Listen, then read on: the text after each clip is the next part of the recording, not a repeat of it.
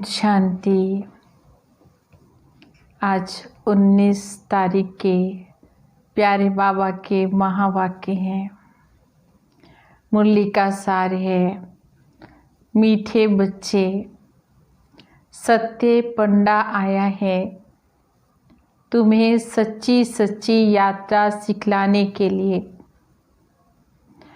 तुम्हारी यात्रा में मुख्य है पवित्रता।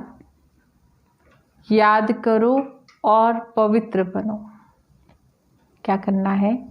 याद करना है और पवित्र बनना है।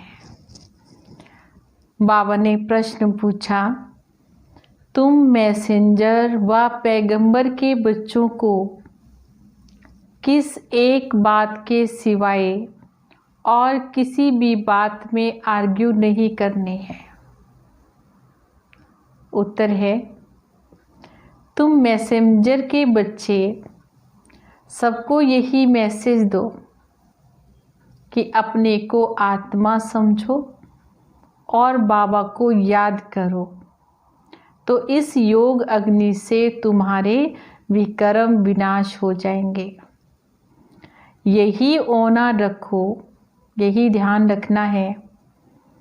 बाकी और बातों में जाने में कोई भी फायदा नहीं है।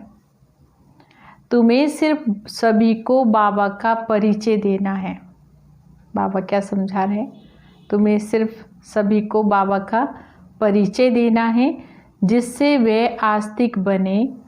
जब रचता बाबा को समझ लेंगे तो रचना को भी समझना सहज हो जाएगा।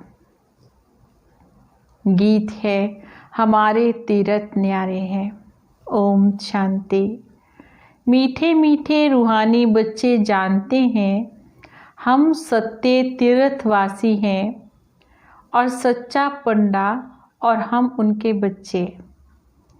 वे जो सच्चे तीर्थ पर जा रहे हैं, ये है झूठ खंड अथवा पतित खंड। अभी सच खंड व पावन खंड में हम जा रहे हैं। मनुष्य यात्रा पर जाते हैं ना, कोई खास यात्राएं लगती हैं जहाँ पर कोई कभी भी जा सकते हैं। ये भी एक यात्रा है। मनुष्य यात्रा पर जाते हैं। बाबा ने कहा, इसमें जाना तब हो जब सत्य पंडा खुद आते हों। वे आता है कल्प कल्प के संगम युग पर। इसमें ना तो ठंडी है और ना ही गर्मी की बात है, ना धक्के खाने की बात है।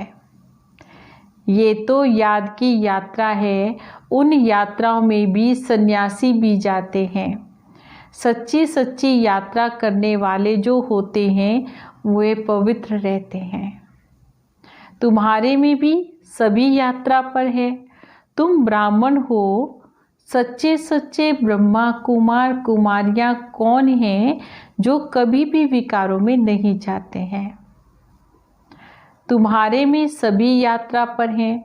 पुरुषार्थी तो हम सब जरूर हैं।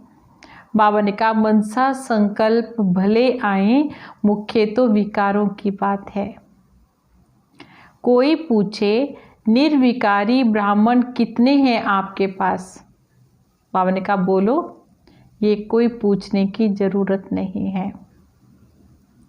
इन बातों से आपका क्या पेट भरेगा? तुम यात्री बनो। यात्रा करने वाले कितने हैं, इस पूछने से कोई भी फायदा नहीं होगा। ब्राह्मण तो कोई सच्चे भी हैं तो कोई झूठे भी हैं। आज सच्चे हैं, कल झूठे बन जाते हैं। विकारों में गए तो ब्राह्मण नहीं ठहरा, फिर शूद्र का शूद्र हो गया। आज प्रतिज्ञा करते, कल विकारों में गिरकर असुर बन जाते हैं। अब ये बातें कहाँ तक कोई बैठकर समझाए? इनसे पेट तो नहीं भरेगा व मुख भी मीठा नहीं होगा।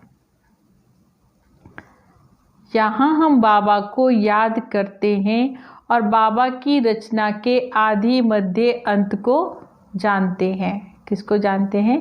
बाबा की रचना के आदि मध्य अंत को जानते हैं।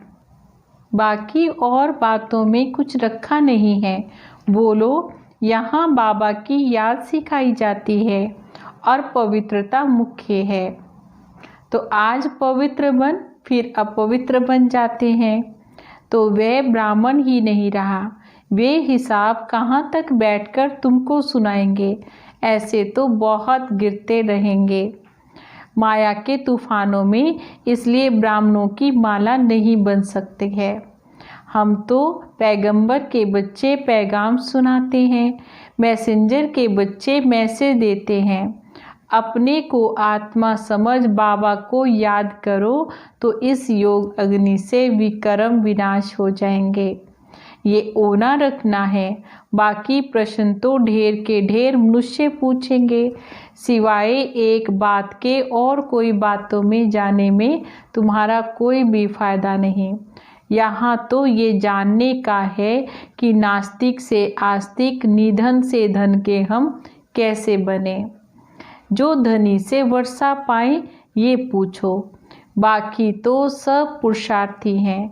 विकारों की तो बात में बहुत बच्चे फेल हो जाते हैं। बहुत दिनों के बाद स्त्री को देखते हैं तो बात मत पूछो। कोई को शराब की आदत होती है, तीर्थों पर जाएंगे तो शराब या बीड़ी जिनको आदत होती है वे फिर छिपाकर भी ले जाते हैं। छिपाकर पिएंगे, कर ही क्या सकते हैं। बहुत बच्चे हैं जो सच नहीं बोलते हैं, फिर छिपाते रहेंगे। बाबा बच्चों को युक्तियाँ बताते हैं, कैसे युक्ति से जवाब देना चाहिए। एक बाबा का परिचय देना है जिससे मनुष्य आस्तिक बन जाए। पहले जब तक बाप को नहीं जाना तब तक कोई भी प्रश्न पूछना वह तो फालतू बात है। ऐसे बहुत आते हैं, बाबा ने कहा कुछ भी समझते नहीं हैं, सिर्फ सुनते रहते हैं, फायदा कुछ भी नहीं है। तो बाबा ने कहा बाबा को लिखते हैं, क्या लिखते हैं, 1000-2000 आए, उनसे 2-1 समझने के लिए आते रहते हैं। फलाना फलाना बड़ा आदमी आता रहता है। बाबा ने कहा फिर हम भी समझ जाते हैं।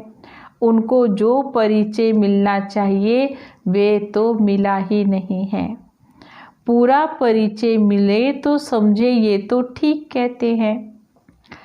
हम आत्माओं का बाप परम पिता परमात्मा हैं।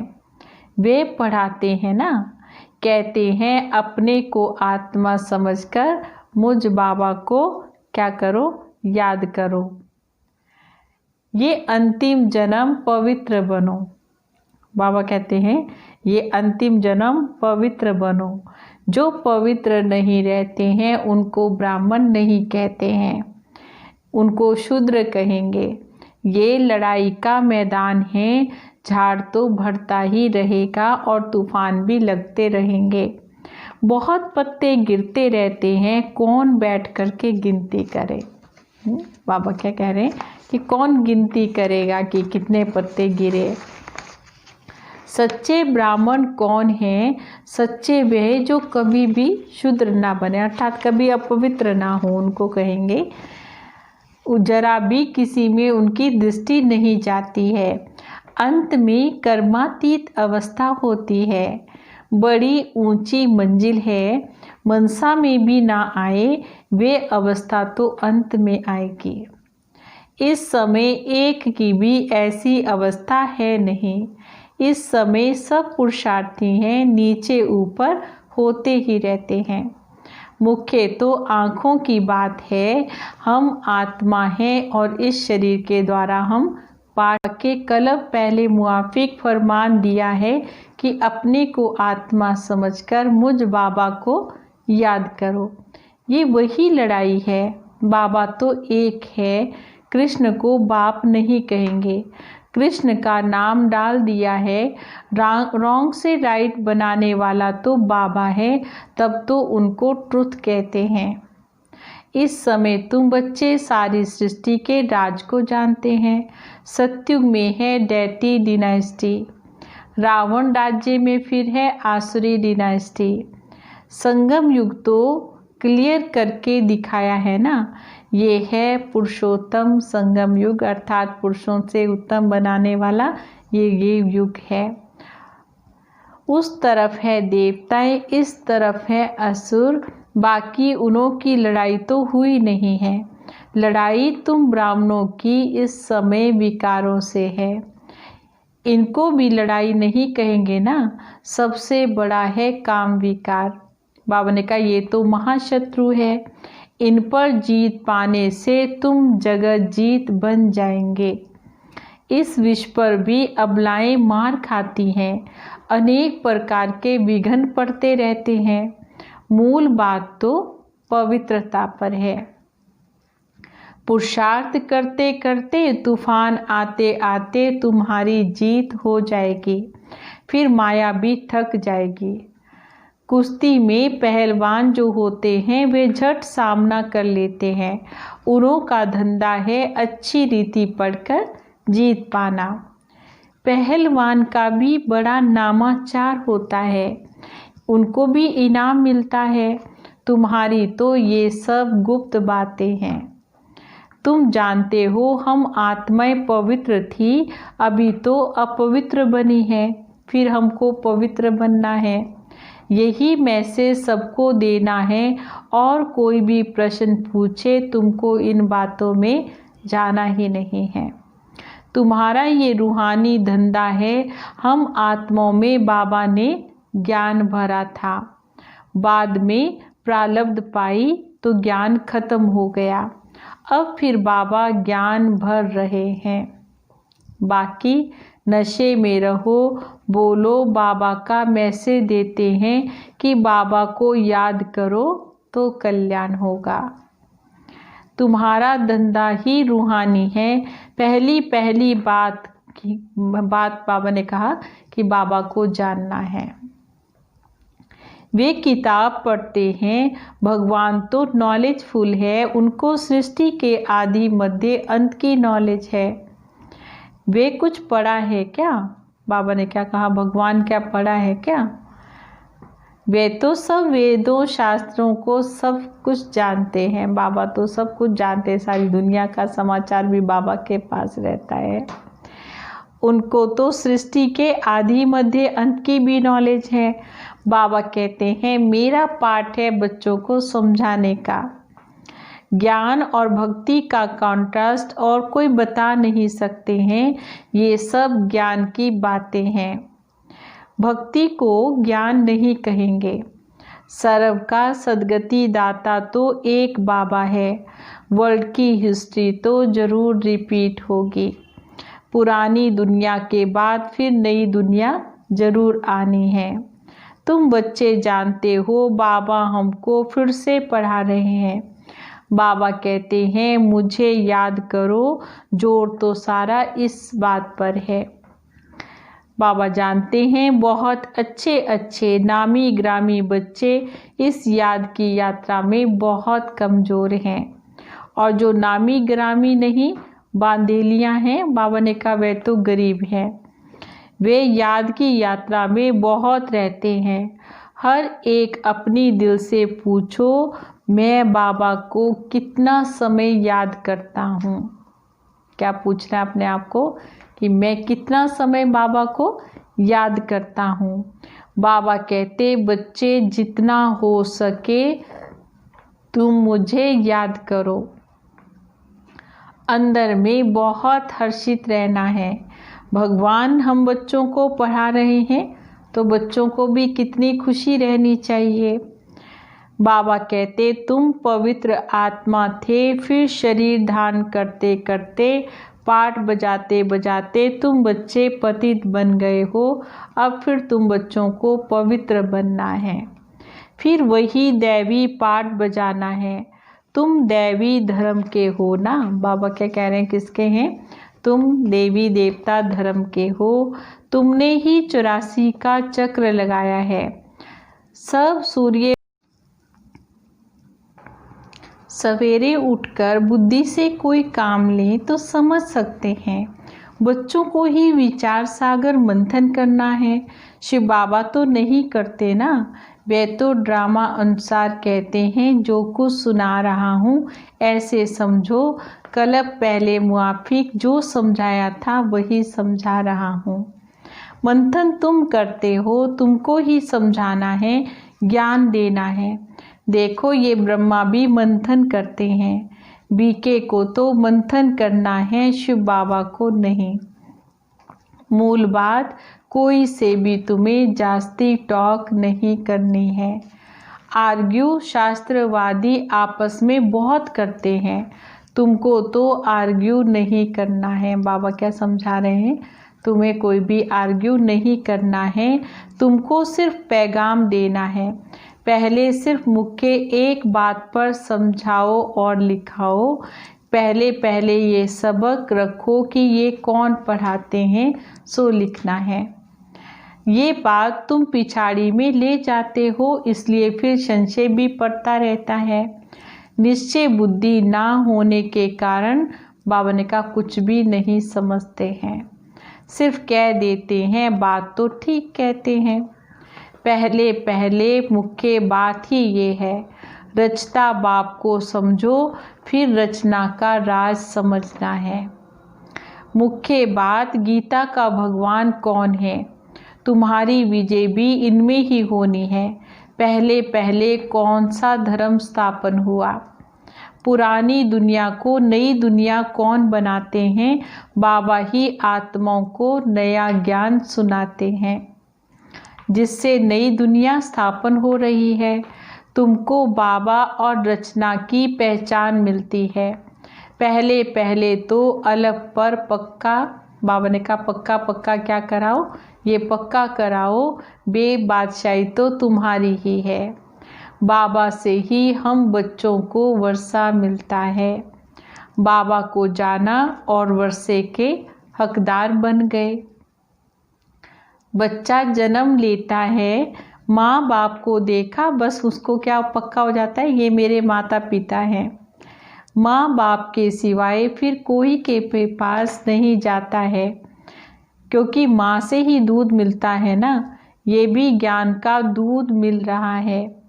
माता पिता है ना, ये बड़ी महीन बातें हैं, जल्दी कोई इन बातों को समझ नहीं सकते हैं। अच्छा, मीठे मीठे सिकिलदे बच्चों प्रति माता पिता बाप दादा का याद प्यार और गुड मॉर्निंग।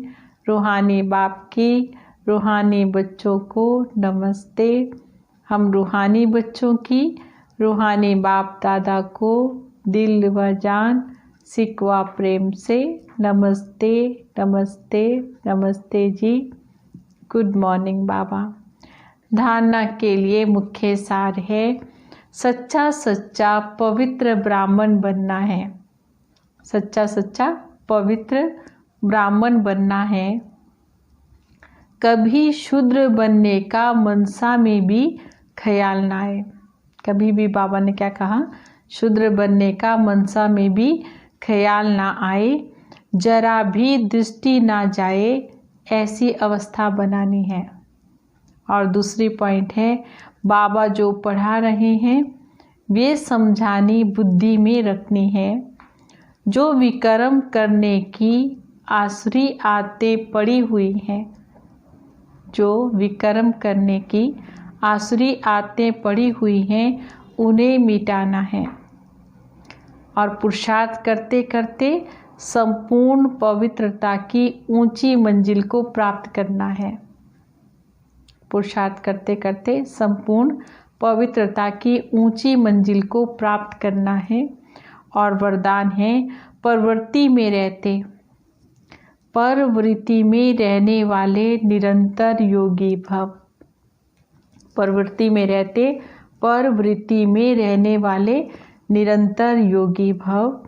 निरंतर योगी बनने का सहज साधन है प्रवृत्ति में रहते हुए भी परवृत्ति में रहना।